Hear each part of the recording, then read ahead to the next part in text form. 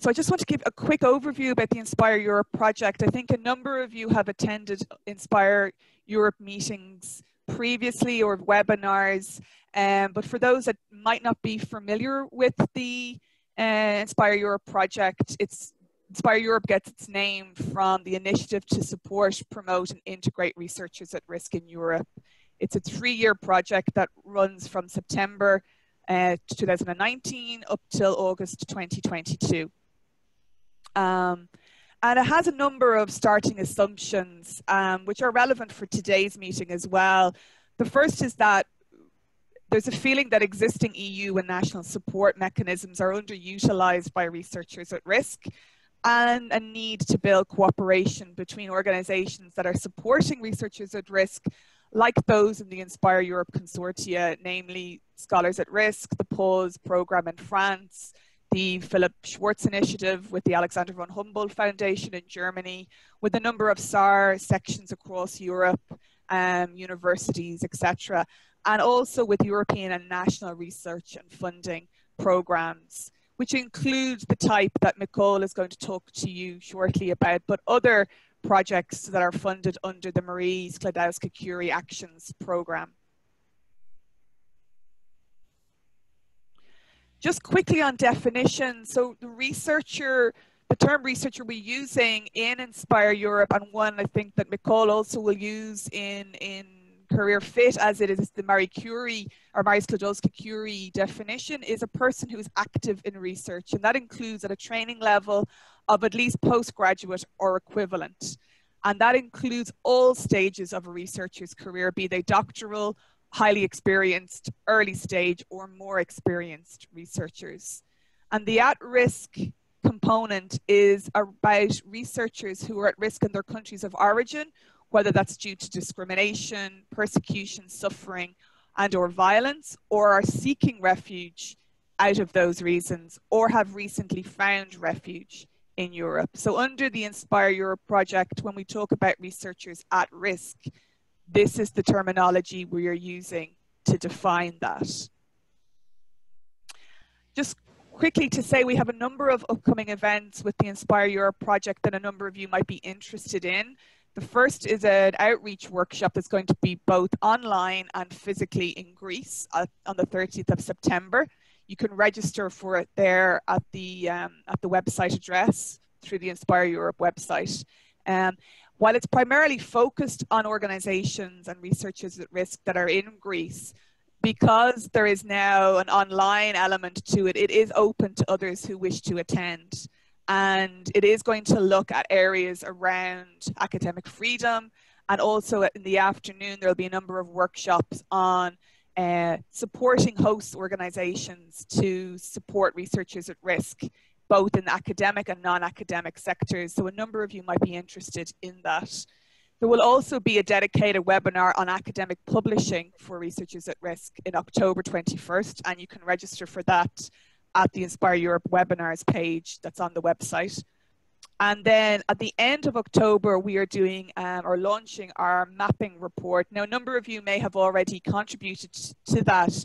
Earlier in the year, we did a number of surveys, both with organizations that are hosting researchers at risk and then researchers at risk themselves. And this report will look at the current support structures that exist in Europe for support for researchers at risk, and also the gaps that lie within that and what could be done to bridge those gaps. So that report will be launched at the end of October with a webinar led by the University or European Universities Association.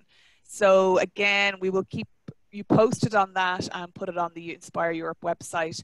And then in early December, there will be another webinar. This one focused on host organizations, but researchers at risk are more than welcome to attend. And it's looking at that whole area as how organizations can best support researchers at risk to make the most out of their stay. And then I'd just like to spend a few minutes to introduce Nicole Martinelli, who's the program manager with Career Fit Plus. Nicole will explain this more detailed, but I just want to mention briefly that Career Fit Plus is funded under the same program as Inspire Europe, which is the Marie Sklodowska-Curie Actions. of Under Horizon 2020, which will shortly become Horizon Europe. And this is the main research and innovation program of the European Union. It's a co-fund scheme, and this means that it's co-funded between the European Commission and also another party or parties. And in this case, it's Enterprise Ireland, which is the state organisation that supports Irish industry and in reaching out worldwide to new markets. And the co-fund scheme in general is to support whether it's government departments or universities or research organizations who would like to establish their own researcher training program or career development program for researchers. I should say that Career Fit Plus and the other co-fund schemes at the moment, they're not, and this is not a dedicated scheme for researchers at risk. It is part of the wider Mary Skłodowska-Curie Actions fellowship schemes, but they are open to accepting applications from researchers at risk. And if you would like to get more information on the Mary Skłodowska-Curie Actions fellowships and mobility within Europe for researchers at risk, the Inspireurope project did 2 webinars on this area earlier in the year, and they are up on the website for you to view. And there's also an FAQ on applying for Mary Skłodowska-Curie Actions on the website. So I would also suggest you go to that if you have other questions on this area. So without further ado, I'd like to hand over to Nicole Martinelli, as I said, Program Manager with Career Fit Plus, who will give now us all an overview of the scheme and the upcoming deadline. I'll stop sharing here, Nicole, and the floor is yours. Thank you for the introduction, and thank you for the opportunity. I really want to thank the Inspireurope project and Orla in particular for organizing this this info session, which hopefully will be beneficial to all of you, and you will hopefully decide to apply for the program. I just wanted to apologize for the lighting. You know, probably Ireland isn't famous for the weather, and that's probably not the #1 reason why you would like to move here. But today it's particularly sunny, so it's enlightening the whole room. So I will start sharing my. Can you see my desktop? We can indeed, yes. Okay, all right. So we'll just put it in presentation mode. If it will allow me to do it. Okay, can you see better now? Yes, perfect. Okay, perfect.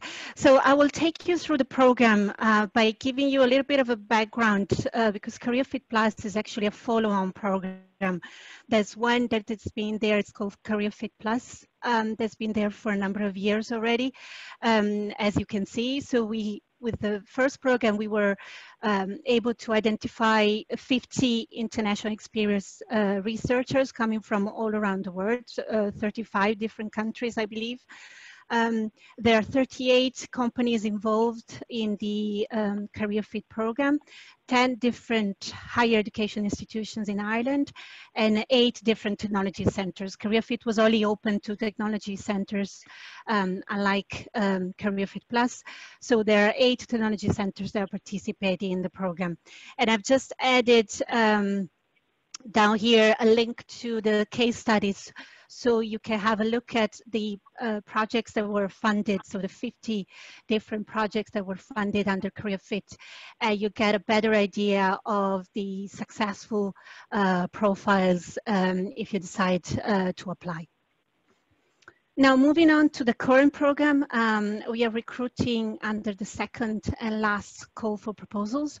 So the idea of Career Fit Plus, as you can see very clearly, is again to identify through the 2 calls for proposals, experienced researchers from all around the world, so they can be of any nationality, who will decide to apply and basically to undertake for 3 years individually driven industry-focused research training projects.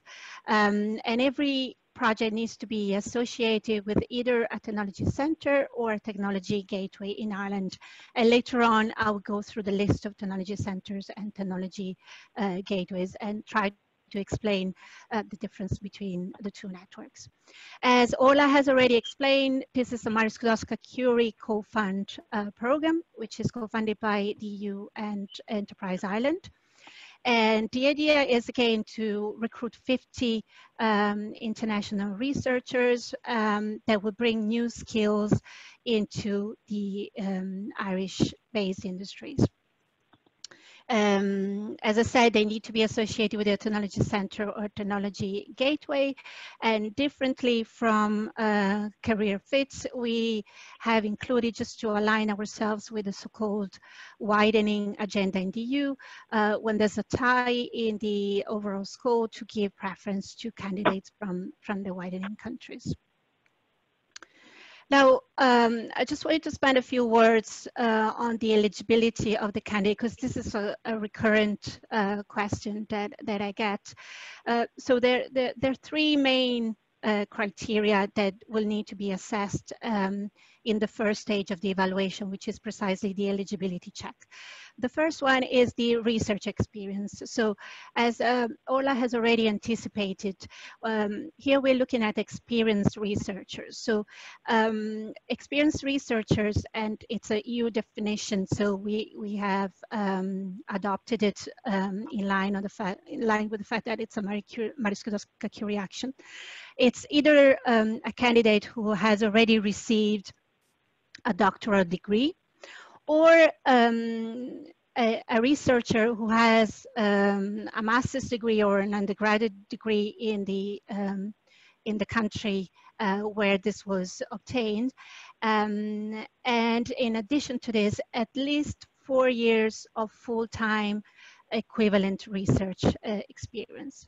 And I want to emphasize the fact that it needs to be research experience, because sometimes you know, we received CVs where the candidate would have worked in other capacity, like for instance, project manager or similar, or marketing manager, and unfortunately this will not count as research experience. So it really needs to be research experience, and we will ask for evidence of it. The second criteria is the mobility. So as I mentioned, the candidate can be of any nationality, and they could have lived in any country of the world, including Ireland, as long as they haven't been here for more than 12 months before the deadline of the call for proposals, which in this case is the 31st of December. As you can see, there's a small clarification there. In the case of refugees under the Geneva Convention, the duration of the refugee procedure will not be counted, so will be excluded from the counting in terms of how much time they have spent in Ireland. I don't know if it's anybody's case here, probably not, but I just wanted to clarify that. And finally, language is obviously an important criterion. So what we establish is that the applicants need to be able to communicate to a good standard of English, which would be testified either by the most common certificates, like for instance, a TOEFL.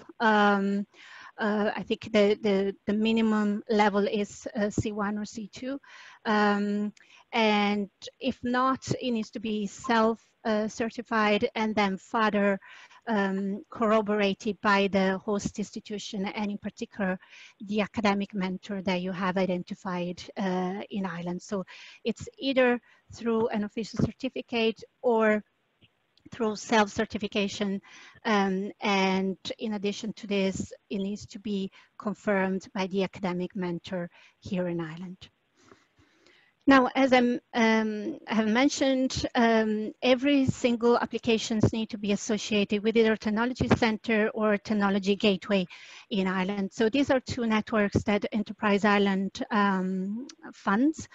And the idea in both cases is basically to facilitate collaboration between, on the one hand, the researchers that operate in the academic field in Ireland, and on the other hand, companies that are based in Ireland. So every individual technology center or technology gateway are there to facilitate research collaboration between the two sides. So if you look at the list of technology centers and technology gateways, and I wanted to include the full list, but obviously feel free to go to the two networks website to get more information about it. And also probably what you would like to see is the list of associated APIs to every technology center and every technology gateway. I think if you look at the list, you will probably already identified the ones that will be most relevant to your area of research. So I will find it very hard, you know, to believe that, you know, you can't find you know, any suitable technology center or technology gateway for your application. If you do, please write to me, because I'd be happy to investigate this further. The main difference between the two is that technology centers are in the vast majority, but not exclusively, associated with a college or a university here in Ireland, whereas technology gateways are most likely associated with an institute of technology. But again, you know, there are a few exceptions, but these are, if you like, the main differences. And another small difference is the fact that technology centers usually operate on a membership model. So the companies that are associated with a technology center, they also get a wide range of services for their membership fee, whereas the technology gateways, they work more on a kind of individual project model. So they work with the companies individually and for the duration of the specific project that they have agreed. But other than that, as I said, the main aim is, and the broad aim is the same. Now I want to spend a few words about the application process because I believe that in this sense, CareerFit Plus is quite unique. You will find there are probably quite a few ongoing co-funds in Ireland, because Ireland has been quite successful with the co-funds recently, that are also recruiting for candidates at the moment. But the main difference, if you like, is the fact that again, because of our mission, we want to see a full application that would include not just the host institution, so the academic institution and the associated technology gateway or center, but also a partner company that needs to be there at the application stage. So if you look at it, if you look at the application as some kind of a puzzle, you will really have to have all the different pieces in place at the application stage. The application is done online, and even though it's pretty much driven by the applicant and written by the applicant, so the individual researcher, the applicant won't be able to submit it unless the other partners in the application would have endorsed it and fill in their part. So that's something that I would like to emphasize, because it's quite unique in this sense. So the partner company, as I said, will need to be there at the very beginning. Now, if I kind of anticipate the most common query, which would be, how do I identify this company in Ireland? I would say that the best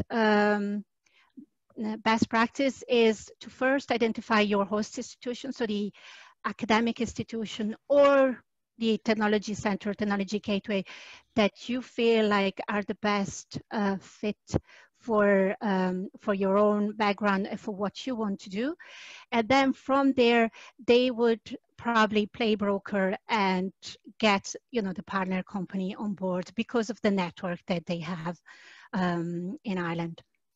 So if you're interested in this opportunity, I would say the first step is get familiar with the technology centers and gateways, with the different associated academic institutions, and then reach out Again, if you have already identified like the PI that you would like to work with, so you can, get in touch with them directly, or if you haven't, just get in touch with the Technology Center or Technology Gateway Manager, and then through them, reach out to potential academic mentors in Ireland. So that would be, if you like, the ideal scenario. As I said, it's all the application is done online, but if you go to the dedicated website, you can see, if you like, a template of what the online application would look like. So you can already, prepare a draft application offline to then, submit online later on. In addition to the 3 different partner institutions or companies, you will have to have 2 different referees that will speak on basically your academic background and research potential. So you can reach out to them, get their reference letters, and then upload them to the application. And in addition to this, as I said, your part of the application will not be considered complete until the academic mentor on the one hand and the secondment mentor on the other will have to fill in, their side. So there's basically a 1-pager for the academic mentor and a 1-pager for the secondment mentor to fill in. After the application is submitted, it will go to the research office of your host institution. So they will have a second, if you like, deadline by which they will have to either endorse or decline, or ask you to make a few adjustments to your application. So in this third option, basically the application will go back to you. And the research officer would probably ask you to amend a few things. They can only ask you to amend minor things, so obviously they won't be able to ask you to rewrite the proposal. But then you will have, again, by the research office deadline, the time to adjust your application and resubmit it. And again, they will have to endorse it, and only after it's been endorsed by them, it will get to us. When it gets to us, the evaluation process will start. The first step, which is carried out by Enterprise Ireland, is the eligibility check. So we will basically go through the criteria that I have highlighted earlier and assess whether a candidate is eligible or not. If the candidate is eligible, it will then, the application will then go to 3 different independent experts who are based remotely. None of them is based in Ireland, they're all based overseas. And they will, each of them will evaluate the proposal remotely and assess it on the basis of different evaluation criteria that I will explain shortly. After this outer international assessment board phase, the expert will convene in Dublin for a couple of days on what we call a consensus meeting. So if you're familiar with the Horizon 2020 evaluation project, this is pretty much what happens as well in Brussels. So we will ask the independent experts to come to Dublin and again assess the proposals jointly this time, and rank them on the basis of the different evaluation criteria with a final score, and the 25 at the top of the list will be awarded, so they will be successful. Then we will also compile a reserve list in case, for instance, 1 or 2 of them decline the scholarship, the fellowship, and then the unsuccessful ones. So there will be a final ranking that comprises all the applications and will give an overall score to each application. Now, moving on to the evaluation criteria, I think this is particularly important to understand when you're writing your proposal, because it gives you a feeling of, how the different section of the application are evaluated, and actually the weight that each section bears in the overall score of the proposal. Starting from the top, so the track record and research potential of the applicant, and I will go into the details of each individual criterion. So the track record and research potential of the applicant is the criterion that weighs more into in the overall score, and this is pretty much due to the fact that this is a Myers-Skłodowska reaction. The second criteria by order of importance is the training and career development aspect and impact of the fellowship. So if you like, every application, but later on when I will monitor the fellowships, the implementation of the fellowship, the two main criteria in terms of assessing how successful either an application or later on an actual project is on the one hand, you know, how the project is advancing and whether it's meeting its deliverables and milestones, etc. And on the other hand, basically what the individual fellow is making of the generous training budget that we give to each one of them. So how basically they are exploiting the training budget that we give, whether this is used to advance not just their scientific knowledge, but also their own you know, career potential and the future. The third criteria is the quality of the work program, which is basically the quality of the project proposal. And finally, the quality of the host organization, so the academic institution, but also the company. The quality of the mentors, so whether you have identified the right mentors. And then, you know, the support that is given by the academic institutions and the company to your fellowship. So we're talking about equipment, facilities, training opportunities, etc. The scoring is from 0 to 5, but also anything in between. So, it, you know, an individual criterion can score 3.2, for instance, or 4.7, etc. So you will see, you know, for each basically number what it corresponds to. So you can also give, like 0 can also be given to a proposal. I haven't seen it, but you know, 0 can also be a score that is given, as well as 5. I've seen many 5s because the quality of the applicants is usually very, very high. I also wanted to share with you some, if you like, lessons learned from the first call that we ran last year, which hopefully will be useful to you if you decide to apply.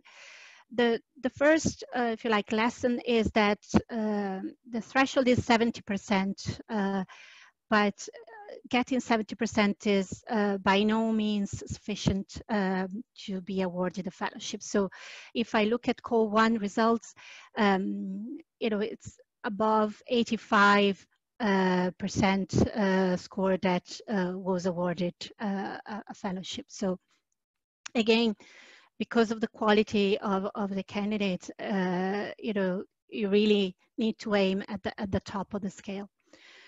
The second lesson learned is that, and it's really kind of heartbreaking sometimes to witness this, is the fact that sometimes, you know, the candidate has an excellent CV, the idea, so the project proposal is excellent, the host institution is excellent as well, and the partner company is very, you know, it seems to be the right fit, but for some reasons, you know, in the application, it wasn't, all of this wasn't clearly spelled out. And obviously the independent experts, they want to be conservative and base their assessment on what they read. We clearly asked them not to make assumptions and not to give scores on the basis of what they think either the candidate or the partner company wanted to say or missed in saying, but they could find out in another way by, for instance, Googling the company or something like that. So we really, like, as a very strong suggestion to you, if you decide to apply, is really to spell it out, to really explain, okay, I have an excellent CV, but like, how is this, you know, the right fit for the project that I want to implement? Or I have an excellent CV, but I wasn't able to spell out all the different components, like the international experience, the industry exposure, and all of this. So, and the same goes for the other partners in the proposal. The third point is that, and again, I've seen it many times, particularly in the training section, the candidates weren't able to basically insert their vision and motivation, and basically put this fellowship in the framework of what they want to do in the medium and long term with their career. But this is a pretty important part of the application. And, you know, sometimes, you know, the candidate would just put down a few, like, immediate training needs, but they don't explain, so they miss, you know, the kind of medium and long-term perspective, and they don't explain how this would be beneficial to them in what they plan to do or they would like to do in the future.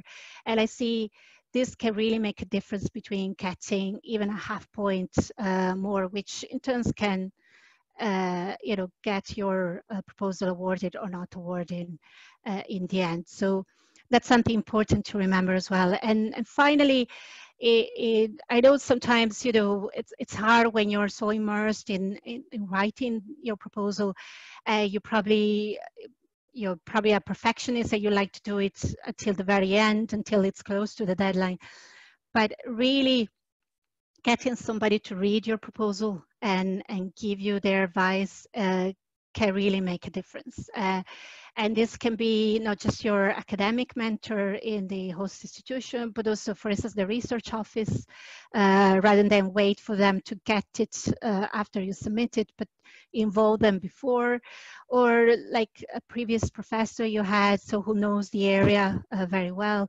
Again, this is really, it can really make a difference, because the individual experts that will read your proposal, there are 3 of them, maybe 2 of them, if you're lucky, are experts in your area, but for sure at least 1 of them wouldn't. So you really need to explain your proposal in a way that it's clearly understandable by an expert as well as a non-expert, and get high points from both. So I just wanted to go into the details of the different evaluation criteria. The first one, as I said, and it's the one that bears the most weight, is the track record and research potential of the applicant. Again, and I just put it in bold, the thing that is clearly assessed by every individual expert and what they basically have to have a say on. It's not just your CV, your publications, your teaching experience, etc. You also have to show what kind of you know, transnational mobility you had. So any international experience you had, either by being you in a different country or by collaborating with other centers or universities in other countries. Intersectoral mobility means basically collaborating with industries or not, for instance, not-for-profit sector, state agencies, etc. So anything that has expanded your horizons from the pure academic setting. And finally, I would say it's important to emphasize when you're submitting your proposal any other experience that you might have had in terms of being the owner of your research project. So management experience, being independent in driving your project, supervising other people, for instance. So do not overlook all these different elements because they will all be evaluated in the evaluation stage. The second criteria is, again, the training and career development and the impact they will have on the project, but also on you as an individual researcher. Again, as I mentioned earlier, try to put it in kind of short, medium, and long-term framework. So what you will get out of basically the training opportunities during these 3 years that you will be hired for the Career Fit Plus Fellowship, and how this will lead you or will allow you to get to the next stage in your career. The quality of the research program, again, it's pretty much about the research project itself, whether first of all how this aligns with the associated technology center and gateway. So we need to establish that it was not just kind of a token exercise, the fact of having a technology center or a gateway on board. And obviously, if you can identify synergies with other areas of research, so the so-called interdisciplinarity, it would also be beneficial. And again, it's something that the evaluators will have to have a say on. The other criteria is basically the quality of the host organization and mentors. And this is, so again, it's not just about saying how good these host institutions would be, but what their motivation is in getting into your proposal, and how this aligns with other activities that are undergoing either in the academic institution or within the partner company. So all of this needs to be clearly spelled out, as well as basically the mentors, why these 2 mentors that were selected are the right profile to basically guide you throughout the 3 years of the fellowship. That is it. Just a reminder, the call is open until the end of the year. So there's plenty of time to put like a nice proposal together. Feel free to browse through the website, which includes basically a very comprehensive terms and conditions document, guide for applicants, frequently asked questions, and as I said, the templates of all the different sections in the online application that you will have to fill in. So I will take your question now. I'm pretty sure I would like to be the moderator there. Thanks a million, Nicole. Could I, before we open it up to more questions, could I just maybe ask you to just clarify, if the researcher is successful, the contract then they get, and I suppose how long it's for, and then maybe a little bit about that secondment period to industry as well? Absolutely. So the contract is for 3 years, and it will be managed by the host institution, so by the host academic institution. So they will also be the ones who will issue the employment contracts, and HR there will look after issues like leave, pensions, maternity leave, and stuff like that. And within these 3 years, what we ask is that there is a mandatory secondment to the partner company between 6 to 12 months within these 3 years. But how this is actually taken can vary depending on the needs of the project or the company setting. But so it can be anything between taking it all in one go at the end of the project, or breaking it down, for instance, like a day a week, every week, to be spent at the company. So it's quite flexible. And I remember talking to you before that ideally the idea is that if everything goes well over the 3 years, that there could be a position then created for the researcher, possibly. I know it's hard to tell at this point in time, but you would love, I suppose, under the program to see this research continuing, and possibly that person then is hired into that company, say, for example. I don't know if you have any examples from the first round of fellowships, but would that be the vision you would have also? Well, it's definitely our secret hope, if you like. So we're making an investment in this program, and as you said, our mandate is to help Irish companies innovate and grow in international markets. So obviously, our hope is that the collaboration and the benefits that the Irish-based companies get of this program will continue beyond the 3 years. So we definitely see, I think it's too late to talk numbers because none of the career fit fellows have reached the end of the contract yet. But we definitely have a couple of cases that have decided to basically cut their fellowship short because they were offered associate professorship opportunities here in Ireland. So they decided for obvious reasons, to terminate their career fit fellowship early because of these opportunities that they were offered.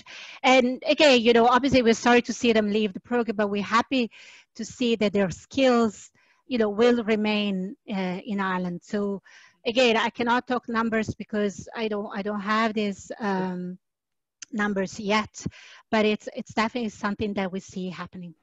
Great. Okay, I think we have about 15 minutes or so for questions. I'll open it to people who are attending at the moment. You can either do so via chat, or you can unmute yourselves or turn on your videos if you want, if you're feeling comfortable by asking a question to Nicole directly, or if you, as I said, if you want to use the chat function, please go ahead and do so. I'll give you a few minutes if you want to take a bit of time to type something or to gather your thoughts after all that. Nicole, we had some people who already sent in some questions. I think you've pretty much covered it already, but maybe we'll just revisit it a little bit. I think there'll be a lot of people interested again in that, identifying the mentor and the list of eligible host organizations and what to do first, to contact the host first. But from what you said, I got the impression it's very much look at the gateways, look at the technology centers, and identify those that link best to your research area, and then look at those related research institutions or institutes of technology that are connected to it. But maybe yeah, I mean, I think there's no kind of if you want best practice in this area. So if you like, the matchmaking can happen in multiple ways. So my suggestion is, in some cases, for instance, you might know of Irish-based experts in the area of research that you want to work with, and just reach out to these PIs individually and tell them, I'm interested in this opportunity. Is there something that you would like to explore with me by being my academic mentor? And then you'll take it from there. In other cases where you don't know any experts in the area that are based here in Ireland, that you might want to take the approach of, let's go to the most relevant technology center or gateway, get in touch with the manager of the center or gateway, and through them really identify within their pool of academics in Ireland who would be the good match for your profile, or even your idea. You might have like an idea that you want to explore already. The last if you like scenario, which is basically, if you know, like, of a company, suppose you work in the dairy area of research, one of the big companies in that space in Ireland, so you want to contact them, that's also, the opportunity to get to the company first, and then through them, because they all pretty much engage in collaborative research with a number of academic institutions in Ireland. So get to the point. It's probably the least likely scenario, but it's also opportunity. Like, as I said, there's no kind of best practice there. It's really what is the best fit for the situation that you're in. Brilliant. Laura has made a question. asking around the timeframes and logistics. So when would the successful applicants start their contract, and what type of visa would they go for? So if, for instance, if you're familiar with Horizon 2020 application, first of all, something I forgot to mention is that the success rate is way higher than a typical Marie Skłodowska-Curie, for instance, individual fellowship, which is something comparable to this. But in addition to this, also the turnaround is much quicker. So if you submit your proposal by the 31st of December, you will most likely be notified in March next year of whether you were successful or not, which means that if everything goes well, so if the visa application process is not delayed, you will be able to move to Ireland in summer 2021 already. And just on the visa side of things, this is supported by the host organization. So the researcher would work closely with the host organization, and they would deal with the relevant authorities in Ireland to hopefully fast track a visa for them. So my understanding is, like, I'm not an expert in this, so you probably all know that there's a dedicated desk which is called Euraccess in Ireland that is there precisely to help with this kind of queries. So if you want to get into the details of it, I would suggest that you get in touch with Magda in the Euraccess office in Ireland. What I can say is that it's definitely the host institution responsibility to kind of prepare all the documentation that is needed for the applicant to apply for their visa. But the visa application process needs to be initiated by the applicant himself or herself. I was hopeful that, we first issue a letter of offer. So I was hopeful that, this would be sufficient for the applicant to initiate the process. But it seems to me that at least in a few cases, what they really require is the employment contract, which is issued by the host academic institution. So our letter of offer, even though it clearly spells out for instance, the salary package that you will get and any other funding, etc., and how the duration, etc. My understanding is that in most cases, this is not sufficient for you to initiate the visa process. Okay. There's a quite specific question here from one of the attendees about their research area. Could you let me know, is human clinical trials with dietary supplements supported in the program? I'd like to work on with neonatal babies. I don't know if that's an area. Well, you will see there's a very extensive list of kind of ethical, so there's basically a very extensive ethical issues checklist that you need to go through in your application. So, and it's pretty much derived by the EU, guidelines in these areas. So my suggestion to you is there are just 3 or 4 areas of research that are completely excluded from, being funded by a Horizon 2020 project, like, for instance, dealing with, military, with military equipment and for military purposes, or I think genetically modified, embryo, etc. So I think you should go to the list of in the template of your application. There's the ethical issues checklist there that you will have to go through when you're submitting your application. So my suggestion to you is, like, have a look at the ethical issues checklist and see, whether, you will be eligible or not on the basis of what is there, basically. Okay. Another question is about what can we do if the academic doesn't respond or doesn't know us in terms of outreach to a potential host organization or institute? Well, that's, I guess, it's really, it pretty much depends on the, the profile that you fit in, so you know, whether you want to insist with this individual academic, whether you want to try with, you know, different academics and see whether you get any response or not, whether, again, you want to just reach a larger pool by getting in touch with the Technology Center, Technology Gateway Manager. So it, you know, it very much depends on you. You know, in some cases, maybe, you know, sending another email, given that nowadays we obviously still pretty much working remotely. So we are very much dependent on, you know, email exchanges with any communication. So you might think that they might have missed the first email. So you might want to just send a second email. But if there's no follow-up of that, like, I wouldn't be, probably be too pushy on the matter. I mean, you don't want to start off a collaboration by, but I suppose for a number of the people attending and other researchers at risk that might be watching this recording afterwards, they may be in a position at the moment in another European university that may have either a link or some connection to a university or an institute in Ireland, particularly if they're in that specific area.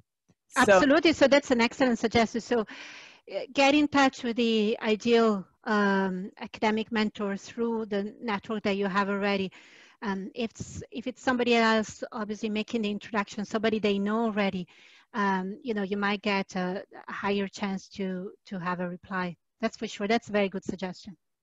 Another question is, can the main host institution not be a university, but a gateway or a research center? No, the host institution, the gateway or the centers, they wouldn't have a legal capacity to hire you directly.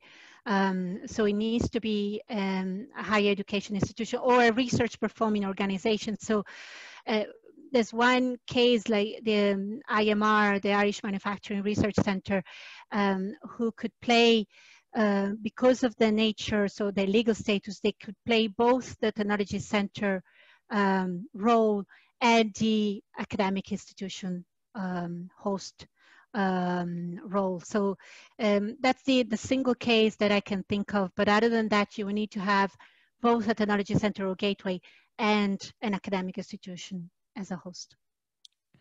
The second one, I suppose, is very specific to our target group here today. Is there any specific requirements or facilitation for scholars or researchers who are at risk? Well, as you mentioned at the very beginning, there isn't like a specific panel for researchers at risk. At least we didn't envisage it at the beginning. So what I would say is that, first of all, we ask all the independent experts who review the application to consider, if it's written clearly in the explanation, to consider any gap in their research or in their research output that is clearly justified.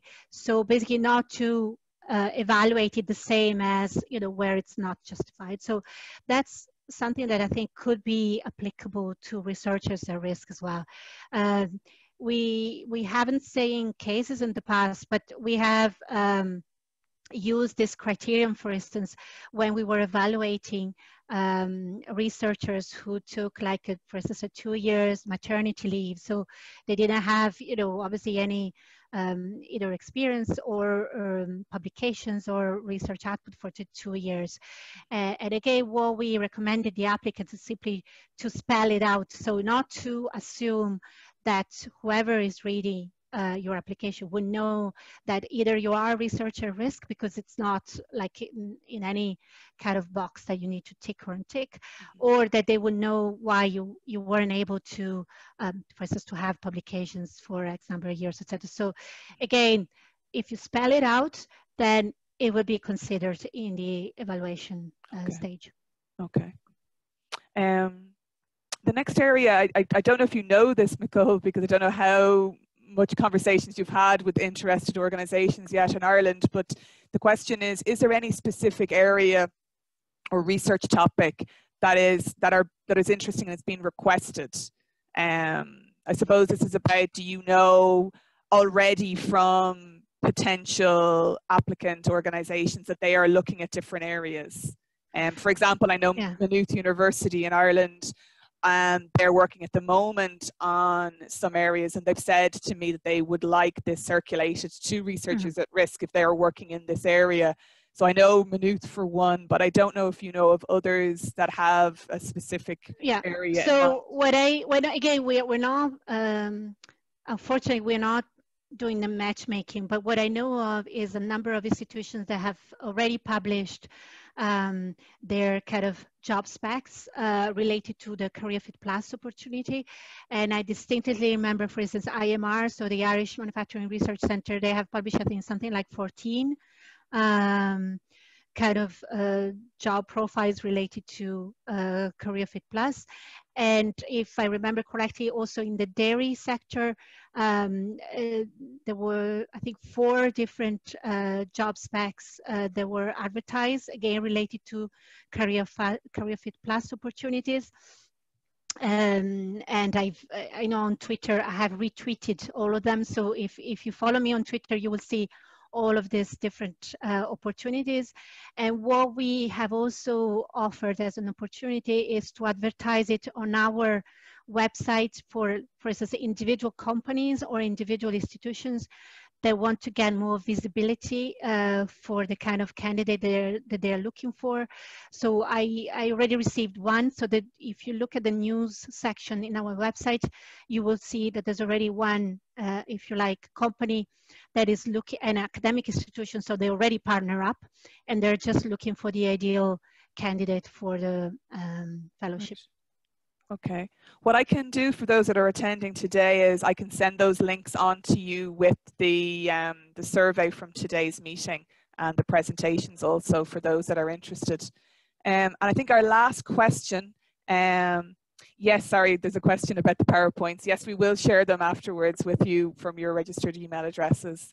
I think the last question, Nicole, is around fellowship support.